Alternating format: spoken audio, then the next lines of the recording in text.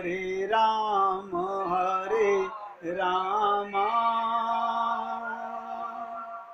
राम राम हरे हरे, हरे कृष्ण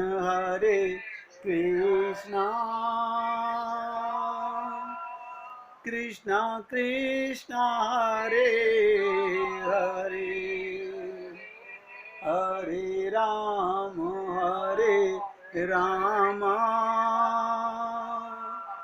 राम राम हरे हरे, हरे कृष्ण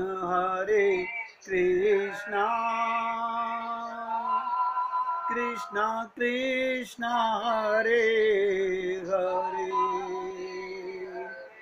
हरे राम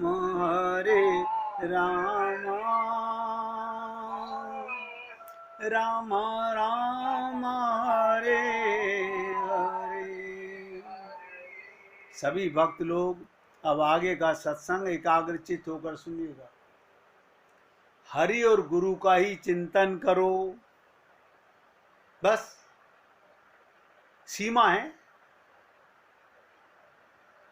मन और बुद्धि के लिए सीमा है। शरीर को कहीं भी ले जाओ, शरीर को कहीं भी ले जाओ, कोई सीमा नहीं है। शरीर से संसार की खूब सेवा करो, हरि और गुरु का ही चिंतन करो। यदि तुम्हारा चित्त केवल परमात्मा के या उनके गुणों के चिंतन में ही नहीं लगता, तो तुम्हारी दृष्टि में जो आदर्श पुरुष हो यानी गुरु हो, उसका और उसके गुणों का चिंतन करो। हमने आपसे कहा एक सीमा है, उस सीमा के बाहर नहीं जाना। ये लक्ष्मण रेखा है जीवन की, वरना रावण तो सीता को चुराएगा। रावण का तो काम है हरण करना। अपने मन बुद्धि चित्त, यहाँ या ये कहो कि नहीं हमने अभी मन बुद्धि चित्त से गुरु को धारण नहीं किया है और हमने कसम नहीं खाई है हमें भगवत प्राप्ति करनी है, फिर तो आप मन के मालिक हो। जहां जहां मन जा लग जाई, सो सब माया जान्यो भाई। फिर तो मन को कहीं भी ले जाओ, कोई नहीं रोकेगा, ना हरि रोकेंगे ना गुरु रोकेंगे। और भगवान ने तो कभी हमसे कहा भी नहीं है कि तुम इसी जन्म में मेरे पास आ जाओ। उन्होंने मौका दे दिया, संत महात्मा हमारे जीवन में दे दिए, अभी हमारा डिसीजन है। अरे कितने जन्म हम गंवा चुके, कुछ और से ही क्या फर्क पड़ता है? क्या फर्क पड़ता है? कोई जन्म कसम खा रखी है इसी जन्म में भगवान को पाना है। हाँ ये सत्य है कि जब कभी फिर कभू के करी करुणा नर देई, कभी भगवान द्वारा मनुष्य शरीर देगा, कहीं कोई संत महात्मा हमें फिर द्वारा से ABCD पढ़ाएगा, फिर द्वारा से तत्व ज्ञान होगा, तब आगे बढ़ पाओगे। इसलिए कोई कंपलसरी नहीं है कि इसी जन्म में आपको भगवत प्राप्ति करनी है। इसलिए मैंने आपसे निवेदन किया, तुम्हारा चित्त केवल परमात्मा और अपने गुरु का चिंतन करे। भावना करो कितना मस्त हो रहा है उसका चित्त, जहां जाता है। आप सोचिएगा, आप हम लोग कहाँ जाता है मन?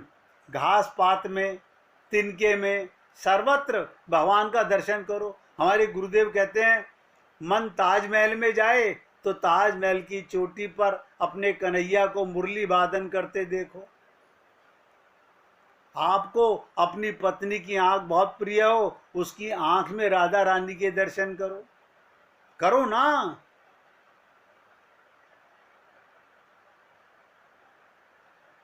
लेकिन करने से होगा।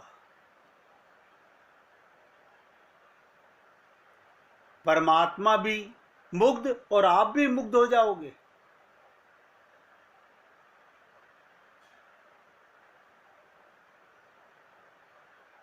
अपनी परीक्षा करने का प्रयत्न करो। जो व्यक्ति अपने सामने खड़ा है, अभी जिससे तुम व्यवहार कर रहे हो, उसके हृदय में नारायण है, हमने कभी देखा? सोचिएगा। गाते तो हैं हरि व्यापक सर्वत्र समाना।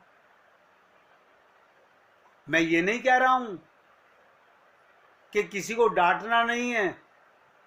नारायण को देख करके डांटो ना, उसकी गलती पे डांटो। उसके शरीर को डांट रहे हो, उस पर आत्मा को नहीं डांट सकते। लेकिन चिंतन तो करो कि उसमें भी नारायण बैठा हुआ है। कहीं वही ये वेश धारण करके ना आए हुए हों, आपको पता है। खूब सावधान रहो, कभी प्रमाद ना हो जाए, कहीं मैं भूल ना कर बैठूं। ये तो मेरा दुश्मन है। भगवान राम को तो रावण में भी खुद ही नजर आते हैं, अपने आप को देखते हैं। उनको तो किसी से बैर नहीं है।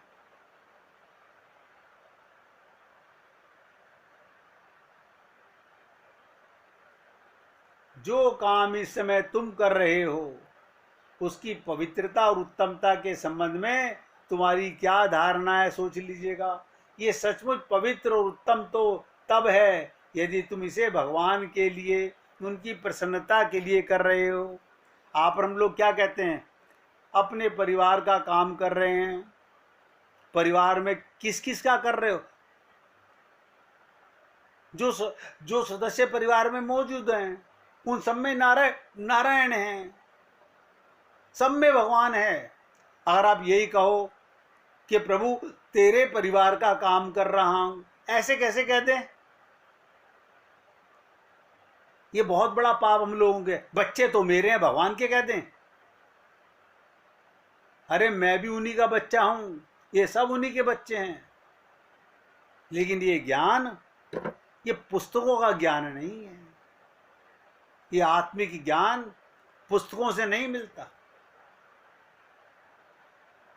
इसलिए कहता हूं, आपसे निवेदन करता हूं, उनकी प्रसन्नता के लिए कर रहे हो, जो भी कर रहे हो संसार में। डॉक्टर चीराफाड़ी कर रहा है, अंदर परमात्मा बैठा हुआ है। तभी तिलक और परमात्मा ही के हाथों से हो रहा है। ध्यान रखिएगा, डॉक्टर के हाथों में जो शक्ति है, अगर डॉक्टर कहे कि मैंने किया, ये उसकी मूर्खता है। वो भी ये कहता है, करते हो तुम कन्हैया, मेरा नाम हो रहा है। आप पर हम लोग नहीं समझ पाते। अब कोई भी संत महात्मा के मैं सत्संग कर रहा हूं, वो मूर्ख है। भगवान की पावर ही काम कर रही है, कोई संत नहीं बोलता। भगवान की कृपा करती है। भगवान यही गीता के उपदेश में समझाना चाहते थे। शरणागति का मतलब मैं का समर्पण, जो कि हम आज तक नहीं कर सके। अपनेपन का समर्पण नहीं कर सके।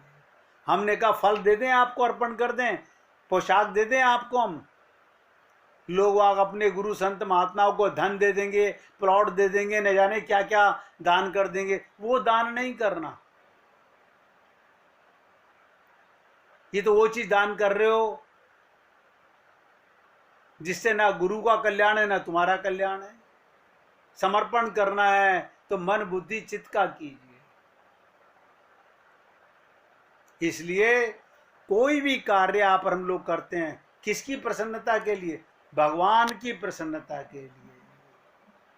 आदत डाल लीजिए कि आज से मैं प्रयत्न करता हूं, प्रत्येक कार्य भगवान का मान के करूंगा।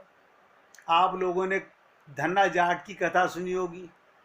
कैसे धन्ना जाट इतना बड़ा बन गया कि भक्तों में नाम हो गया। सुन लीजिए, एक गांव में भागवत कथा का आयोजन किया गया। पंडित जी भागवत कथा सुनाने आए। पूरे सप्ताह कथा वाचन चला। पूरे सप्ताह पूर्ण आहुति पर दान दक्षिणा की सामग्री इकट्ठा कर घोड़े पर बैठकर पंडित जी रवाना हो गए। ये जितने भी वक्ता हैं संसार में, ये क्या कर रहे हैं? आपका माल पत्ता लेकर गांठ गठिया कर अपने आगे बढ़ जाते हैं। और आप और हम लोग बड़े खुश होते हैं, हम गीता सुन के आए, भागवत सुन करके आए। पैसे देकर के भागवत सुन रहे हो? वो तो भागवत की पुस्तक पढ़ लाते, खरीद लाते, उसमें खूब लिखा हुआ है। पंडित जी माल पत्ता इकट्ठा करके चल दिए। उसी गांव में एक सीधा साधा गरीब किसान भी रहता था, जिसका नाम धन्ना जाट था। और धन्ना जाट ने जब पंडित जी चलने लगे, गांव वालों का माल पत्ता लेकर उनके पांव पकड़ लिए। बोला, पंडित जी महाराज, आपने कहा था कि जो ठाकुर जी की सेवा करता है उसका बेड़ा पार हो जाता है। आप तो जा रहे हैं, आप तो जा रहे हैं, मेरे पास ना तो ठाकुर जी हैं, ना ही मैं उनकी सेवा की पूजा की विधि जानता हूं, इसलिए आप मुझे ठाकुर जी देकर पधारें। पहले मुझे भगवान दे के जाइए, फिर आप आगे जाइए। पंडित जी ने सोचा ये कहां से मुसीबत आ गई। तो उसने कहा, भैया जाके तुम ही ले आना। धन्ना जाट ने कहा, मैंने तो कभी भगवान को देखा ही नहीं, लाऊंगा कैसे। अब पंडित जी को तो जल्दी लगी थी कि मुझे जाके दूसरी जगह भागवत करनी है, वहां का माल पत्ता इकट्ठा करना है।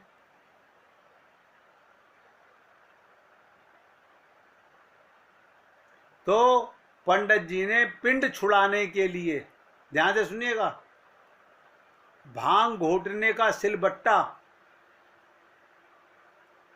भांग घोटने वाला सिलबट्टा, वो उस जाट को पकड़ा दिया। और क्या बोले, ये ठाकुर जी हैं, इनकी सेवा पूजा करना। धन्ना जाट ने कहा, महाराज मैं सेवा पूजा का तरीका भी नहीं जानता, आप ही बताइए। पंडित जी ने कहा, पहले खुद नहाना, फिर ठाकुर जी को नहलाना, इन्हें भोग चढ़ाकर फिर खाना। इतना कहकर पंडित जी ने घोड़े की लगाम खींची और सोचते रहे, जान बची लाखों पाए, पता नहीं कुछ और पूछता मेरे से। वो चले गए। लेकिन धन्ना जाट का कमाल देखो, आप और हम लोग कभी ना समझें कि मैं पूजा कर रहा हूं भगवान की। आप ही पूजें, आप ही पुजवावें। वो आपके हाथों से अगर नहा रहे हैं ना, कोई सेवा पा रहे हैं, उसमें आप नहीं हो, वो खुद ही कर रहे हैं। ये आपका भ्रम है कि मैं पूजा कर रहा हूं। धन्ना जाट सीधा सरल आदमी था। आजकल सरल और सीधे आदमी नहीं मिलते। सत्संग में जाने से पहले सब बहुत चालाक होते हैं। पंडित जी के कहे अनुसार सिलबट्टे को ठाकुर जी अपने घर में स्थापित कर दिया उसने। देखिएगा, बट्टे को ठाकुर जी बना के स्थापित कर लिए। दूसरे दिन स्वयं स्नान कर सिलबट्टे के रूप में ठाकुर जी को नहलाया। विधवा माँ का बेटा था, खेती भी ज़्यादा नहीं थी, इसलिए भोग में अपने हिस्से की बाजरे का टिक्कड़, रोटी और मिर्च की चटनी रख दी। ठाकुर जी ने धन्ना से कहा था, पहले आप भोग लगाओ, फिर मैं खाऊंगा, भगवान से बोले। अब पंडित जी ने इतनी बात तो कही नहीं थी कि भगवान खाते नहीं हैं, तुम उठा लेना। जब ठाकुर जी ने भोग नहीं लगाया तो बोला, पंडित जी तो धनवान थे, खीर पूड़ी मोहन आपको भोग लगाते थे। मैं गरीब जाट का बेटा हूँ, इसलिए मेरी रोटी चटनी का भोग आपको कैसे पाएगा। साफ साफ सुन लो, मेरे पास यही भोग है।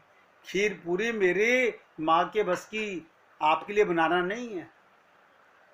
फिर भी भगवान ने भोग नहीं लगाया, क्योंकि सिलबट्टे में अगले ने भगवान को बिठा रखा है। तो धन्ना भी सारा दिन भूखा रहा। इसी तरह वह रोज एक बाजरे का ताजा टिक्कड़ बनाकर मिर्च की चटनी लगाकर भोग की प्रार्थना करता। ठाकुर जी पसीज ही नहीं रहे थे। ये क्रम निरंतर 6 दिन तक चलता रहा। लेकिन धन्ना जाट का नियम, उसने कुछ नहीं खाया। फिर बोला, छठे दिन ठाकुर जी से, चटनी रोटी खाते क्यों नहीं, शर्माते हो? आप कहो तो मैं आंखें बंद कर लूं, फिर खा लो। ठाकुर जी ने फिर भी भोग नहीं लगाया। धन्ना भी भूखा प्यासा था। 7वें दिन जाट खोपड़ी थी, फूट फूट कर रोने लगा। कहने लगा कि सुना था आप दीन दयाल हो, पर आप तो गरीब की कहाँ सुनते हो। मेरा रखा 7 दिन का टिक्कर चटनी आपसे नहीं खाई जाती, मत खाओ, अब मुझे भी नहीं जीना है। इतना कह उसने सिलबट्टा उठाया और अपने सर पर मारने लगा। अचानक सिलबट्टे से एक प्रकाश पुंज प्रकट हुआ। धन्ना जाट का हाथ पकड़ते कहा, देख धन्ना, मैं तेरी चटनी और तेरा टिक्कड़ खा रहा हूं। ठाकुर जी बाजरे का रोटी और मिर्च की चटनी वजह से खाने लगे। जब आधा खा लिया तो धन्ना जाट बोला, क्या प्रभु मेरा पूरा खा जाओगे? मैं भी तो 6 दिन से भूखा हूं, आधा ही खाना। भगवान ने कहा, तेरी रोटी और चटनी में इतना स्वाद है, तू दूसरी खा लेना। धन्ना ने कहा, प्रभु माँ एक ही रोटी देती है, यदि मैं दूसरी लूंगा तो माँ भूखी रह जाएगी।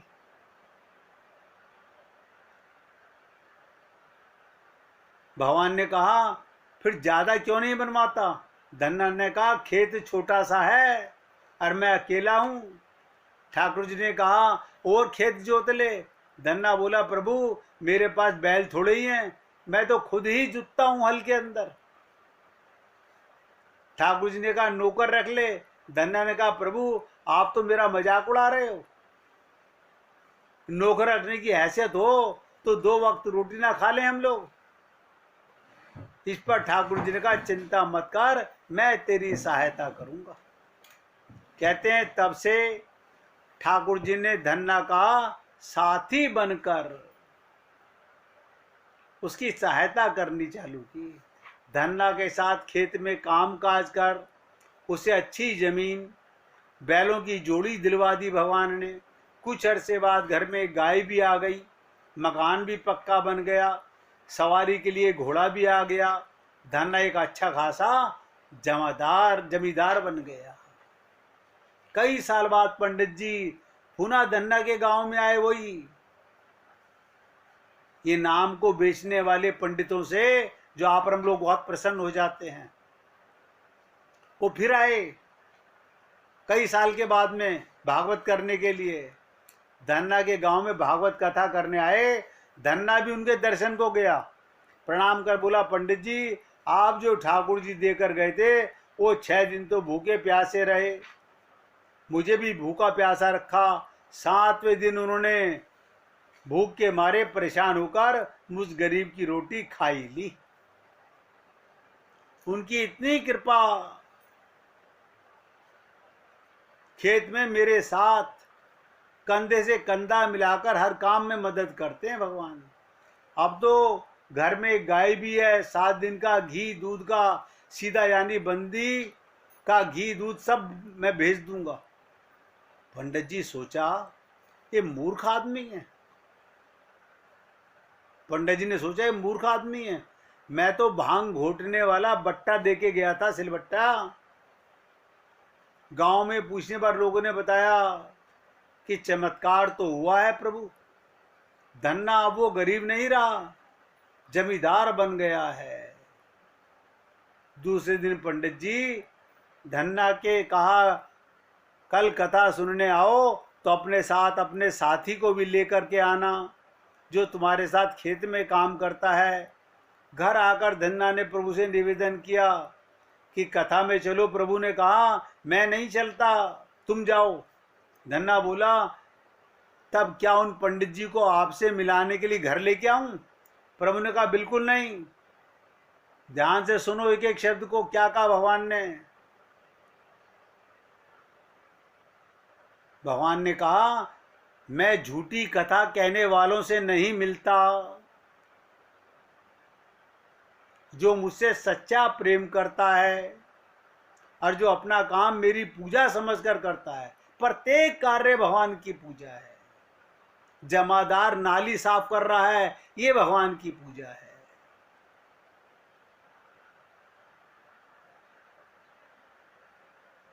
मुझे सच्चा प्रेम करता है, जो अपना काम मेरी पूजा समझकर करता है, मैं उसी के साथ रहता हूं। सत्य ही कहा कि भगवान भक्त के बस में हो जाते हैं। आप और हम लोग कैसे भक्त हैं, ये मेरे कहने की आवश्यकता नहीं, आप खुद ही सोच सकते हैं कि हम कैसे भक्त होंगे। क्या हम अपने आप को भगवान का भक्त कह सकते हैं? आप झूठ नहीं बोलेंगे, अपने हृदय पर हाथ रख के देखिएगा, पता चल जाएगा। भगवान का कीर्तन कीजिए, फिर आगे चलते हैं। श्री कृष्ण गो